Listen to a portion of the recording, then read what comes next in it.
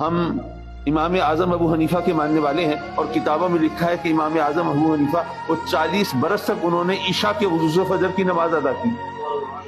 لیکن ان کی یاد میں تو اس طرح محفلیں نہیں سجتی، ان کو اس طرح خراج تحسین پیش نہیں کیا جاتا۔ امام عالی مقام کی عظمت کو اگر خراج پیش کیا جاتا ہے تو زہد و تقوی، عبادت اور ریاضت کی وجہ سے نہیں، بلکہ ان کے صبر کی وجہ سے، ان کی سرفروشی کی وجہ سے، ایثار کی وجہ سے، قربانی کی وجہ سے، استقلال کی وجہ سے، اولو العزمی کی وجہ سے۔ اور یہ وہ صفات ہیں جن کی عظمت کو ماننے کے لیے مسلمان ہونا ضروری نہیں، انسان ہونا ضروری ہے۔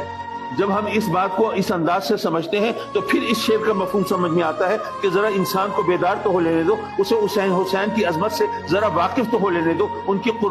قربانی کے انداز سے ذرا آگاہ تو ہو لینے دو، پھر ان کی عظمت کو دیکھ کر، ان کی شان مرتبے کو دیکھ کر، ان کے ایثار، ان کی قربانی، ان کے صبر اور حوصلے کو دیکھ کر پھر ہر قوم ان سے رشتہ جوڑنے میں